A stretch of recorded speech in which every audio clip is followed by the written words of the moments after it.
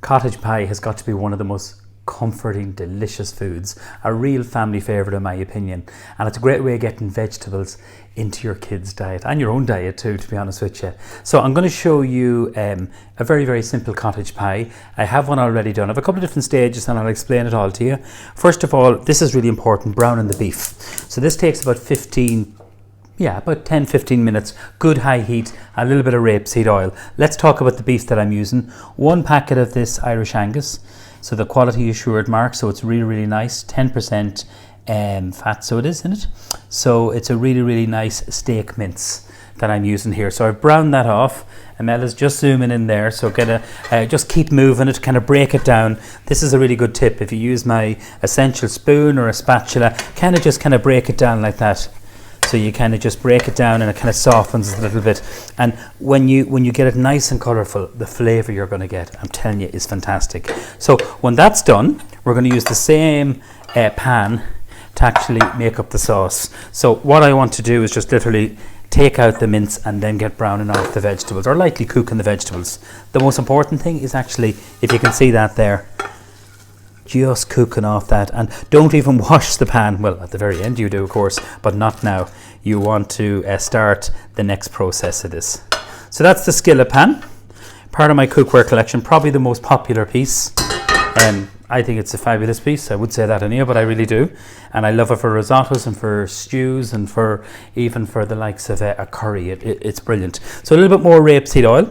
So this is some nice Irish rapeseed oil that I'm using. You've seen me using that in a lot of my recipes. I really like it, and we're supporting Irish farmers. Same for the beef and that. So that's what it's all about, trying to support one another and provide good, wholesome, fresh food. 1 onion, a large onion, and 2 carrots cubed. I'm going to show you now just a little bit of chopping. I'll just move that mince out of there. So I'm going to pop this just into the skillet. You can hear that sizzle, so it's nice and hot. Okay, so just give that a nice stir. Keep the pan nice and high, and then I'll tell you, I'll crush the garlic first and then I'll show you the celery. So a couple of cloves of garlic. I'm using my garlic masher here. So just 2 cloves of garlic, rock it over and back.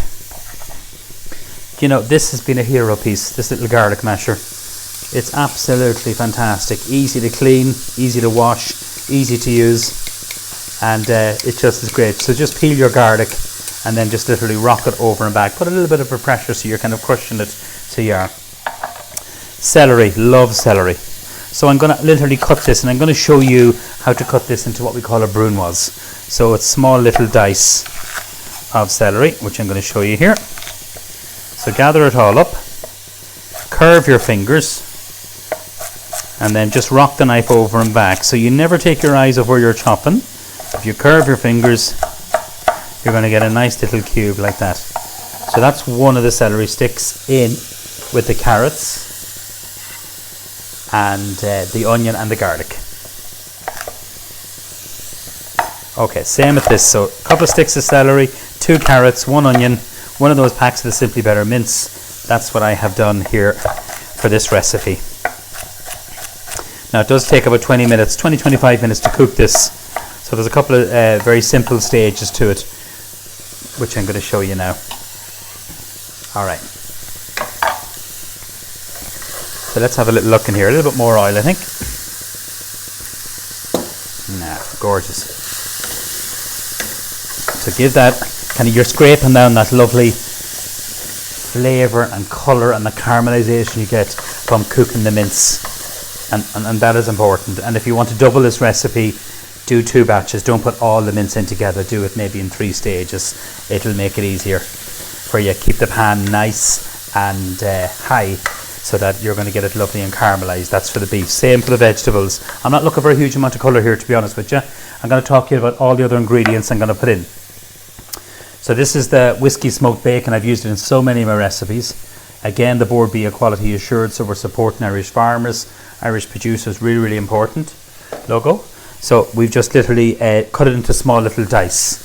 So we call that lardon. So that's probably about maybe 3 of those smoked bacon, streaky smoked bacon.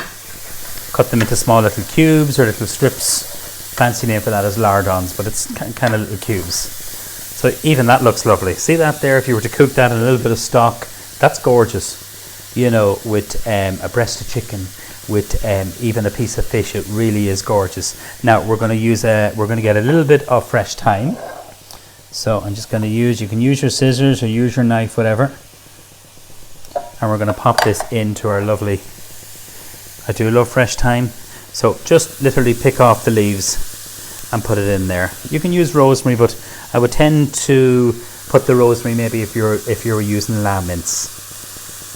And of course, if you were getting the Simply Better lamb mince, that is from the beautiful part of Connemara, the Connemara Hill Mountain lamb, which is absolutely delicious. So pick off this and just give that a nice little kind of stir in a moment. Fresh herbs, these little plants, I just got them in the local Duns, and they're just great to keep. You can see the basil there.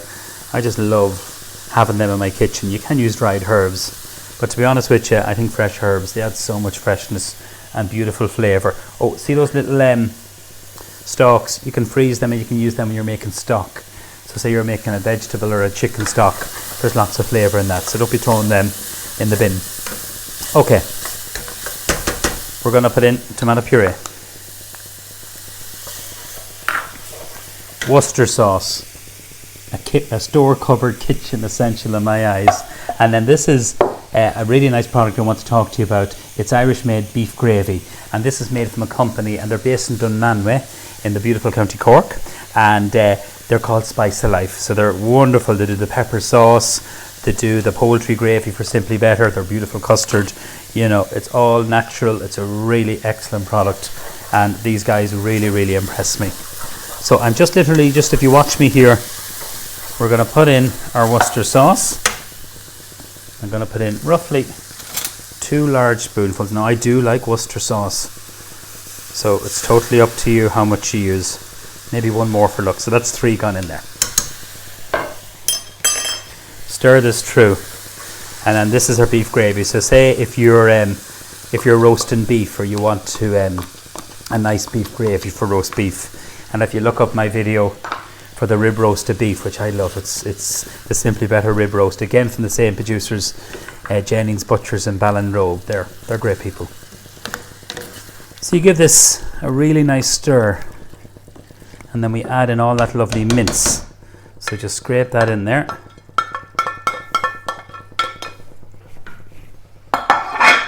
And we're going to stir this through. And I like to then let this cook for about maybe 10-15 minutes. You can put a little bit of stock, a little bit of water in it. Don't have it too dry and don't have it too wet. That's really important. So I just want to show you the consistency of it. So how nice does that look? So you need to cook this. So just to recap, that lovely Irish Angus steak mince. We have our diced onion, carrot, garlic in there, celery, lovely tomato puree, some of that Worcester sauce, and that really nice Simply Better beef gravy. We just season this with some salt and some pepper, and then the smoked bacon gives a lovely flavour to this. The herb that I use is the fresh thyme, a little bit of that, and that's so good. So I would turn it down because this is the high gas, put the lid on it, and when you're happy with it, taste it, you know that it's just cooked, just put in, say, a cupful of frozen peas. That's what I don't want to put them in now because they'll lose their colour really, really quickly. So when it's cool, everyone, you can make it a day ahead if you want to. This is what I like to do. Put it into a little oven-proof dish. This is part of my cookware here. This is obviously my baking sheet. So it's interesting because if you overfill it, it's going to, with the tray underneath, it's going to catch anything that spills. Same for the recipe that I showed you for the fish pie. So this is the cold mixture. We made this afternoon. And then this is a lovely mashed potato. So I use some rooster potatoes, peel them, steam them. When they're cooked, put them through a potato ricer. There's milk in there and there's butter. And then I've grated some of this beautiful Simply Better Drina cheddar. There's an amazing story to that cheddar, and this is the extra mature. It's a really fantastic product. So this is it here. I'll just show you, Imelda. So it's soft, but not too soft. So I'm literally just going to kind of spread this over. So if the mince is a little bit too hot, sometimes it's a little bit tricky to do this. So that's why it's easier if it's kind of cooled off. Like even though we made that this afternoon, it's still it's cold, but it's not from the fridge, if you know what I mean. So you kind of spread this over here, right to the edges. And I already have one done. So have your oven preheated at 180. Okay. If you find it's browning too fast because you need to make sure that it's heated through, what I would recommend you do is have it then at drop the temperature, and then just with a fork here, Mella, we just literally make little marks like that. You can grate more cheese, but I think the cheese and the mash is enough. Now I just want to have, and I'm going to go crisscross, sorry. Hope you can see that. So it's just nice and simple. As I say, it is comfort food, it is what it is. I'm going to actually move this to a lower jet because that middle jet is quite high, and we'll have one more look at this. Now don't leave it on and forget about it. You need to keep stirring this. This is so important. So I'll just show you this. Because see the way it'll catch? You don't want that. It's gorgeous. It's not far off from being done, because I give it a really, really good cook, and I'd say another 5 minutes, and then what you do is let it go cold. Okay, this needs to go into the oven. I already have one done. You can put in some parsley. I use some thyme into that, and then you give that probably about 25-30 minutes until it's golden brown. So I'm just going to take one here from the oven. So this is a slightly bigger dish, and I'm going to zoom in there. Okay, now look at that. That for me is your comfort food. Because it is hot, I don't want to leave it onto the board. We're going to destroy our really good board. So I'm using my trivet. So I'm going to just literally spoon that up now. I'm going to pop this one in. We're going to be well fed here today. And then what we're going to do is using a big spoon, and we'll just show you just how we serve this up. It's very, very simple. Just on a plate. Simple little plate like this, just to show you. Now, if you zoom in there, Mel, and I'm going to turn it around to you, and I can just show it to you, just all that lovely, delicious goodness there. Look at that. So it is what it is. It's comfort food. You know, do you need anything with that? I think it's a meal in itself. I don't think you need anything. If you want a bit of salad, the key for me is the really good mince, lots of vegetables. That beef gravy gives a lovely richness to it. It really is an excellent, I think for me, better than a stock cube.